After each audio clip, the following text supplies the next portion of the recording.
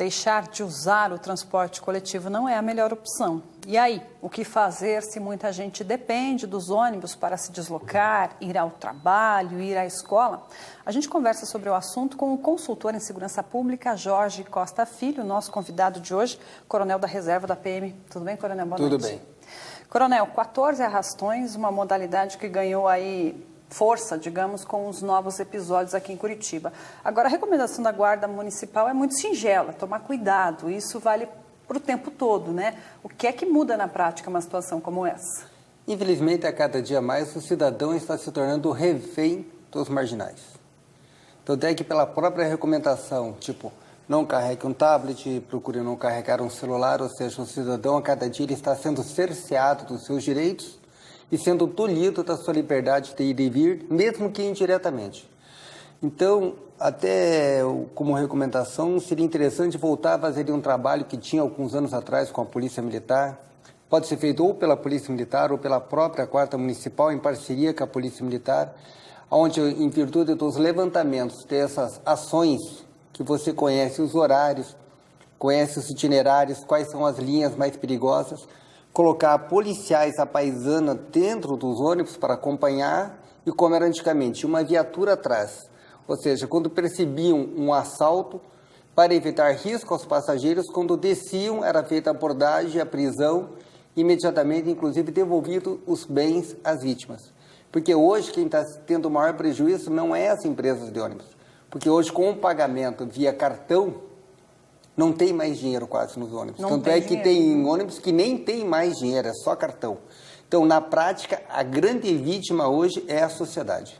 E essas linhas movimentadas, por exemplo, o Circular Sul é um ônibus que não tem nem cobrador, não é mesmo? Então ele pega no terminal, pega nos tubos e a vítima é o passageiro. Muitos passageiros, coronel, já estão mudando o itinerário, usando linhas alternativas para fugir dessa situação. Tem que ser feito um trabalho com a delegacia do adolescente, porque tem muitos adolescentes que estão fazendo esse furto, até por saberem que quando eles são apreendidos, em poucos minutos ou horas eles estão novamente na rua. Então deve ser feita uma parceria bem sobre esse tipo de delinquência com o Conselho Tutelar, com a Delegacia do Adolescente, com o Ministério Público da Criança, para que nesses casos seja realmente dada uma pena um pouco maior para que realmente haja uma inibição desse tipo de delito, porque está tranquilo para eles.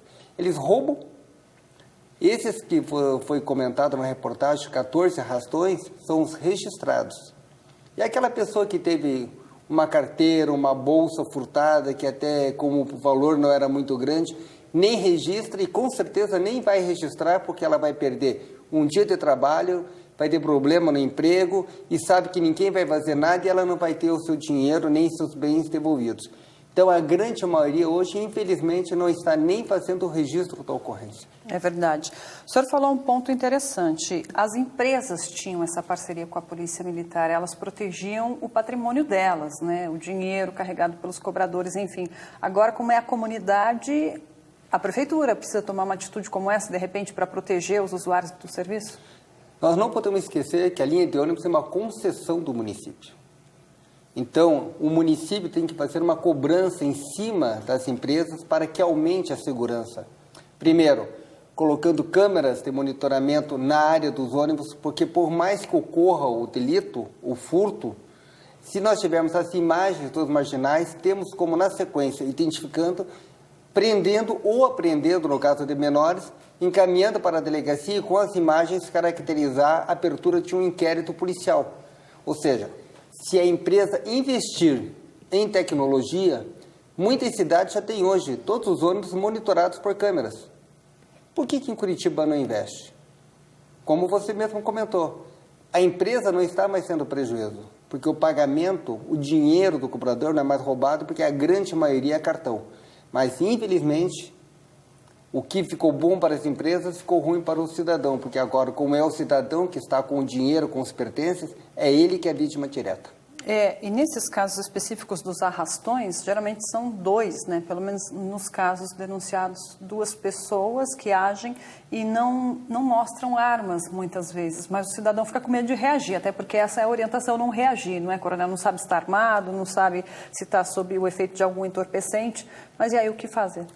Até a recomendação é não reagir, porque, como você falou, ele pode estar sob efeito de uma droga, ele pode estar armado com uma faca, com um revólver, e para ele, matar uma pessoa não é nada. Porque ele sabe que, infelizmente, pela legislação nossa, em pouco tempo ele está na rua. Então, o que nós devemos ter mesmo é investimento em tecnologia, para que ele saiba que, por mais que ele cometa um delito na área do ônibus, a sua imagem vai estar registrada e ele poderá ser identificado. Hoje ele sabe que, não havendo isto, ele atua com tranquilidade, infelizmente. Agora, tem outros crimes que são comuns e nem sempre relatados, né? Roubo de carteiras, ônibus lotados, algumas vítimas são rendidas, bandido leva o celular, mas são casos específicos e que o passageiro também é refém, coronel. E como eu falei, na maioria desses casos, o passageiro, muitas vezes, ele nem percebe que foi furtado no interior do ônibus. Quando ele desce, que ele vai pegar a sua carteira, que ele percebe que foi furtado. Então, por isso que insisto em falar, o município tem que cobrar das empresas um aumento na qualidade da segurança do usuário, porque se ele está pagando a passagem, ele deve ter pelo menos o direito, inclusive, a um ressarcimento, porque se ele foi roubado dentro do ônibus, ele estava sob a tutela da empresa e do município, então ele foi vítima do município.